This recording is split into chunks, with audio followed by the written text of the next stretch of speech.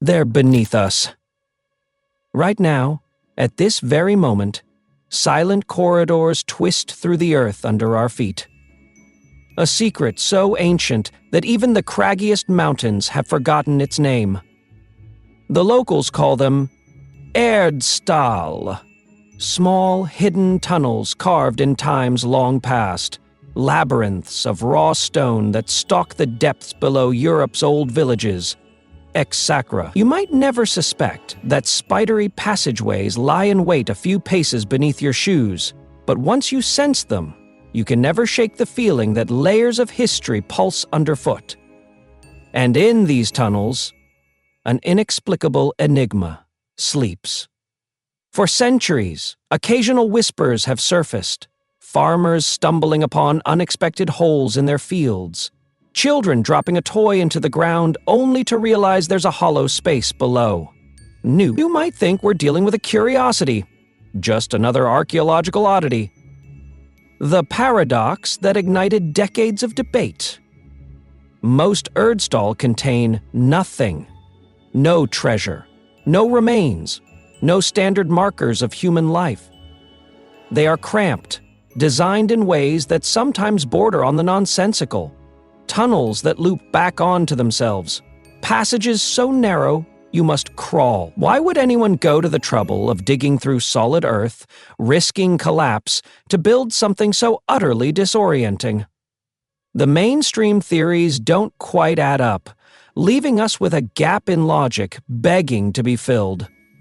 By journey's end, you won't just wonder how these passages were made, but whether they conceal a reality that challenges everything we assume about medieval life. And perhaps about deeper currents that run beneath our day-to-day existence. Prepare yourself, because the further we go, the more the lines between documented history and hidden truth begin to blur, forcing us to question how much of our past remains buried in the dark. Step into the gloom of Act 1, the Labyrinth. Imagine for a moment that you are crawling on your belly through a tunnel only wide enough for your shoulders.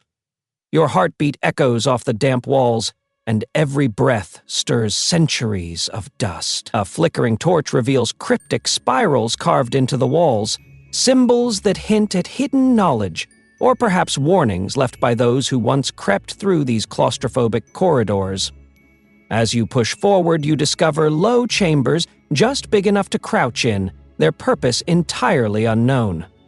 It's claustrophobic, it's eerie, real. Archaeologists class these tunnels under the term Erdställe, found primarily in Germany, Austria, and surrounding regions. They've dated most of them to between the 10th and 13th centuries AD, but no official records of their construction exist. In some areas, locals accidentally discover them when foundations collapse or farmland subsides. Imagine repairing your cellar floor, then cracking through to a hidden route that leads nowhere, twisting under your property like a subterranean serpent. It's a riddle made of damp soil and timeless darkness. The big question is, why? If these were designed for storage, one would expect stable, easily accessible rooms. If they were meant for refuge, you'd anticipate some sign of daily supplies, or at least enough space to stand. Instead, these twisting corridors often end abruptly. Some possess choke points, so small they can only be navigated by individuals with minimal gear, which hardly seems practical for medieval families fleeing invaders. And if they served as crypts, where are the graves? All we find is emptiness, and puzzling design choices that almost seem intentionally unwelcoming. The deeper you wander, the more you sense these tunnels are not just carved for practicality or sheer survival. Something intangible lingers in the stale air, an ancient aura that begs the question: did the builders see these spaces as channels to something beyond the physical world, or were they meant to hide secrets that could never endure sunlight? The Labyrinth invites our curiosity, daring us to unravel a puzzle scattered through Europe's silent underbelly. Historians and archaeologists have tested a variety of theories aimed at explaining these baffling tunnels, yet each attempt seems to unravel upon closer scrutiny.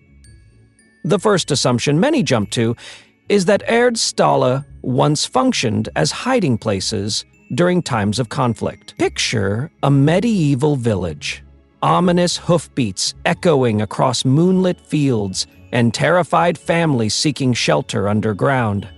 It sounds plausible until you realize how ill-suited these tunnels would be for long-term concealment. They're cramped, poorly ventilated, and often built in labyrinthine loops that make quick escapes nearly impossible. The slip holes, or schlupflöcher, are so narrow you must almost dislocate your shoulders to pass through. Does that sound like a safe haven, or something else entirely? Next comes the idea that these cavities served as storage cellars. But with such restricted dimensions and meandering layouts, they would be an utter nightmare for stashing crops or goods. Medieval peasants were practical, often building root cellars or storerooms large enough to stand in. Why construct something so complex and hidden to store meager supplies, especially in areas without abundant resources? A mining explanation falls flat for similar reasons. There's no evidence of valuable minerals, nor do these tunnels appear to connect with known mining sites. Indeed, there's a deliberate nature about their design that doesn't match up with straightforward resource extraction. It's as if they were built for a highly specific use. A purpose so specific that each bizarre design quirk was absolutely essential, yet we're at a loss to define its rationale. In the search for answers, many dig deeper into folklore. Could these tunnels have been sanctuaries for clandestine rituals? Gateways for shamanic practices? Or perhaps they served as spiritual labyrinths, intended to confuse and deter malevolent entities. One can't help but feel that each twist and turn was planned to keep something out or to keep something in. The typical historical narrative is inadequate here, confronting us with a layer of the unknown that disrupts all our neat hypotheses about medieval life. Enter Dr. Heinrich Kusch, the seasoned archaeologist whose passion for Erdställe borders on obsession. Imagine a man trudging through muddy farmland with a handheld ground-penetrating radar, pausing in that moment of electric anticipation when the device indicates a void below. He isn't just poking around in the dark, he's mapping entire networks of tunnels, documenting each bizarre twist, each unexpected vertical shaft leading nowhere. Across 30 years, he's compiled evidence suggesting an unsettling pattern. These tunnels might be more aligned with cosmic rhythms than we ever suspected. Kusch notes that certain entrances align with solstices or equinoxes, cosmic events that have fired the human imagination for millennia. Imagine a narrow beam of sunlight slicing through the gloom on the exact day of the winter solstice, illuminating a small stone platform etched with cryptic signs. This isn't the hallmark of random construction. It hints at an intention so precise that it borders on the mystical, as if these tunnels were conduits bridging the surface world and something hidden beneath the cosmic clock. The notion that Erdställe served ritualistic functions becomes even more intriguing when you consider the significance of underground spaces in numerous ancient cultures. From Celtic sanctuaries to Greek oracles, from labyrinthine tombs in Crete to the megalithic passageways of Ireland, humanity has always looked beneath the earth for spiritual encounters. Once the cult has become sacred and detailed, could these winding tunnels represent Europe's overlooked spiritual frontier, a network of hidden shrines where medieval communities marked the great turning points of the sun? Yet it's not just about ceremonial gatherings. Kusch's deeper question is whether these underworld paths served as a threshold between realms, a place where illusions and reality converged. Were they a literal descent into the womb of the earth, symbolizing rebirth or transformation? By stepping into the darkness, Perhaps believers sought to commune with forces that shaped their world, forging bonds with ancestral spirits or harnessing energies they believed vital to the community's survival. The sense of awe you feel in these cramped spaces might not be mere claustrophobia, but echoes of an ancient reverence for the power of the subterranean domain. When exploring Erdställe, it's impossible to ignore ghost stories and eerie accounts from those who've dared to venture inside. Local legends speak of Schratzelenga, mischievous goblins said to guard the tunnels. Shape-shifting in the flicker of torchlight, others mention witches assembling in hidden chambers, performing rites to harness the subterranean energies. At first, these tales might be chalked up to medieval superstition, but modern explorers still report phenomena that send shivers down the spine. Sudden cold spots, disembodied voices, malfunctioning electronic devices, and the uncanny sensation of being watched from around the next bend. In a case documented by enthusiasts investigating an Austrian Erdställe complex, equipment repeatedly failed at the same narrow crosspass. Batteries would drain in seconds. Flashlights flickered erratically. Tapping sounds seemed to resonate from beyond the damp walls. Some on-site visitors began to experience claustrophobia, even after years of exploring caves without issue. Was it just the oppressive environment playing tricks on them? Or something intangible seeping through the thickness of the earth? Memories of ancient Europe's fascination with the dead come to mind. Elaborate burial mounds, barrows, and crypts built to honor ancestors. Could Erdställe have functioned as a zone where the living communicated with spirits, forging a ritual connection to the afterlife? Perhaps these tunnels were more than just silent relics. They might still harbor energies that even modern skepticism cannot neatly dismiss. In some accounts, dogs refuse to enter certain passages. Cats hiss without provocation. Each sign fosters the notion that these subterranean realms hum with echoes of the past, resonating with vibrations we do not fully understand. While it's easy to scoff at ghost stories and folkloric creatures, there's a reason such tales persist across cultures and generations. Something about these tunnels ignites primal fears and curiosities. They cradle our collective nightmares in their cramped, unlit corridors, forging a connection between rational modern minds and the shadowy domain of legend. Every new whisper from their recesses only intensifies the puzzle, fueling an ongoing quest to uncover whether the Erdställe are haunted by spectral watchers or by our attempts to bury truths we can't yet comprehend. Further investigations by Dr. Kusch's team took a turn when they scanned beneath a 12th century church. Instead of finding a simple crypt or routine foundation work, they unearthed a series of Erdställe tunnels directly under the altar. The revelation triggered a flurry of speculation. Were church authorities aware of these passageways? Did older pagan sites once occupy the land, only to be overshadowed by the rise of Christian edifices? We know many churches were deliberately constructed over sacred pagan spots to assimilate existing spiritual traditions. But discovering a labyrinth far older than the church itself? That hints at a carefully orchestrated overlay, one that merges faith with an even more power. Whispers of a cover-up aren't limited to modern conspiracy hunters.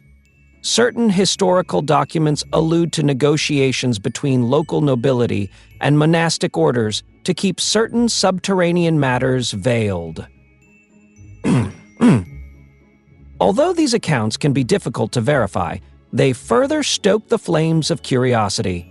If Erdställe tunnels once served as a direct link to pre-Christian rites, might the Church have chosen to subdue or reinterpret them? Perhaps centuries of rewriting Europe's spiritual identity overshadowed or integrated these older subterranean traditions rather than obliterating them entirely. What stirs the imagination is the idea that these spaces may hold clues to a forgotten heritage, a hidden legacy that shaped regional ritual life long before official records began. The presence of faint crosses, carved over spiral motifs, suggests an ongoing dialogue between two worlds, one that recognized an older cosmic blueprint while forging a path into Christian worship. If that is the case, then each Erdställe stands as a testament not merely to medieval engineering, but to the layered nature of European spirituality, merging old beliefs into the new. These half-forgotten corridors, sealed away beneath altars, create a tapestry woven from the threads of multiple epochs, some recognized, others suppressed.